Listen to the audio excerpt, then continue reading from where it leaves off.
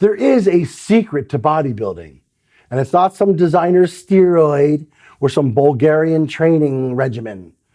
There is a secret to bodybuilding, and today we're going to talk about what it is.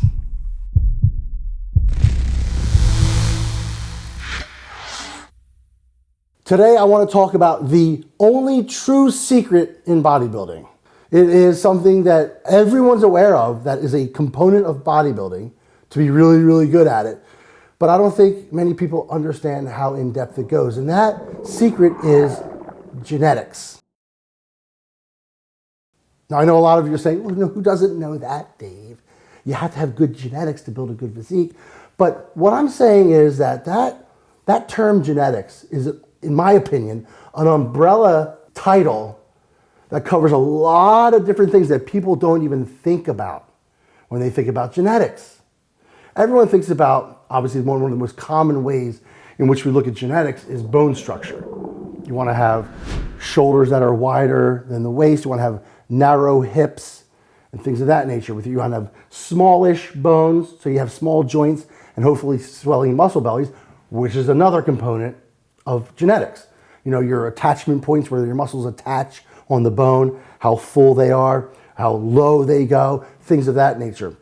That's all included in what we call genetics. And that's what most people think of when they think of a bodybuilder who's genetically blessed.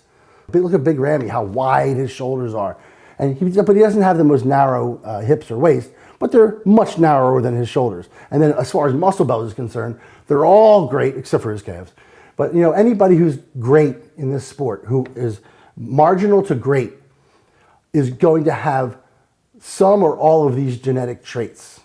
But there are a lot of other things that I consider as being genetic. For instance, hunger levels. If you can't eat a shit ton of food, you're not going to be able to grow. I don't care how nice your muscles look, how good your bone structure is. If you can't eat enough food to put yourself in enough of a surplus to grow a huge amount of muscle, you're never going to be a great bodybuilder. You know, ghrelin and leptin and those hormones, things that control your hunger and your ability to take in a whole bunch of food and then absorb it, is a genetic trait, just like any other. So if you're coming to the table and you have good bone structure, good muscle bellies, you know, nice skin, all good looks, and a lot of things that make up good genetics, but you can only eat like a parsley sprig at a time, you're not going to make it in this sport. You're just not. So another thing is what I just touched on, your body's ability to take up that food. A lot of people can eat that much food, but their body's not going to absorb or utilize it and send it to the target tissue. And that's another genetic trait as well. So someone who can eat a lot and then absorb a lot is someone who's really got a good advantage in bodybuilding. You have to lift a ton of weight to be big, just like you have to eat a lot to be big. Your joints, your tendons and ligaments need to be resilient. They need to have a good base, a good foundation, collagen. And you know, if you're falling apart at 25 because you've been lifting heavy for 10 years, are you really going to make it to 35, to when you might, you know, be on an Olympia stage? You're not if you break down ahead of schedule. So that's another thing that I consider being genetic.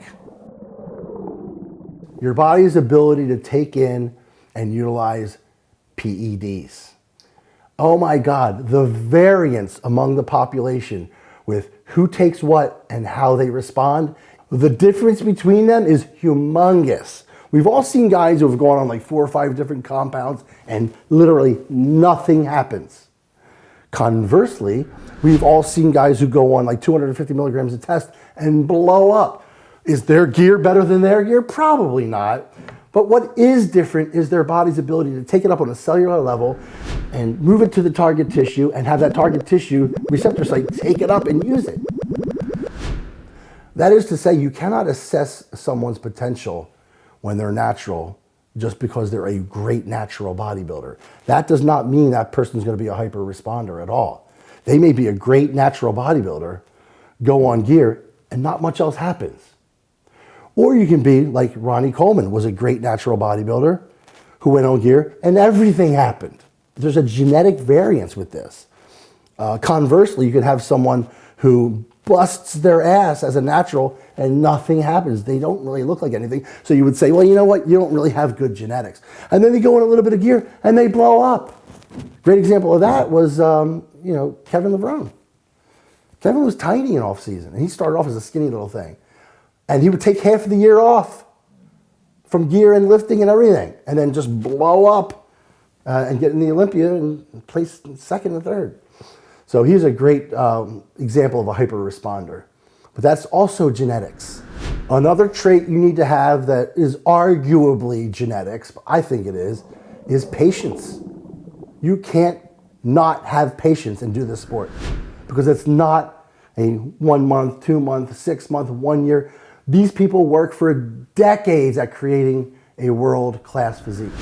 So if you get in it and you don't see right away shit happening, and you're not patient enough to see it through, which also ties into loving what you do. But a lot of people love what they do, but if they don't see it happening fast, they quit or they change their protocol before they should have changed their protocol. Patience is huge with this.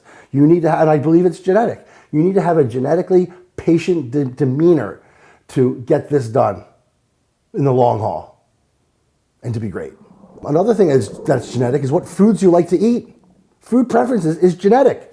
It's well known, and it's a scientific fact, that certain people can taste certain components of certain foods, and that's what makes one person like something and another person not like something. A very well-known example of this is cilantro. Some people love it. Some people, it tastes like poison to them. So you have to take that into consideration when you're talking about becoming a great bodybuilder. So if you don't like a lot of the foods that we eat as bodybuilders, you may have a really difficult time becoming a great bodybuilder. Another one, and this is obvious, is pain tolerance. How much pain can you withstand? If you're a little sissy when it comes to pain, and there's pain all through this sport. Needles, the lifting, the lactic acid, there's pain night and day. If you're not someone who can tolerate a lot of pain, you pick the wrong sport. So I guess the take-home message is here that genetics is the secret of bodybuilding. Good genetics entails a lot of different components. A lot of different physical and mental traits go into your entire genetic makeup. Whether or not you have all these things is not that important, just as long as you can, that's not true at all. I think it is important.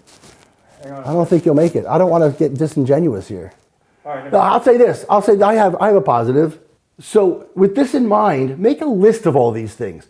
Check off the boxes of things that you have. See how prodigious your genetics are. But keep in mind one thing.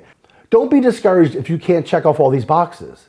At the end of the day, it matters, but it's not the end-all be-all to becoming great.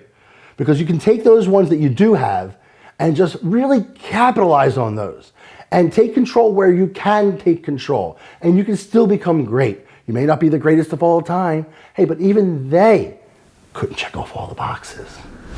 If you guys can think of any more that I left out of this list, please add them in the comments below.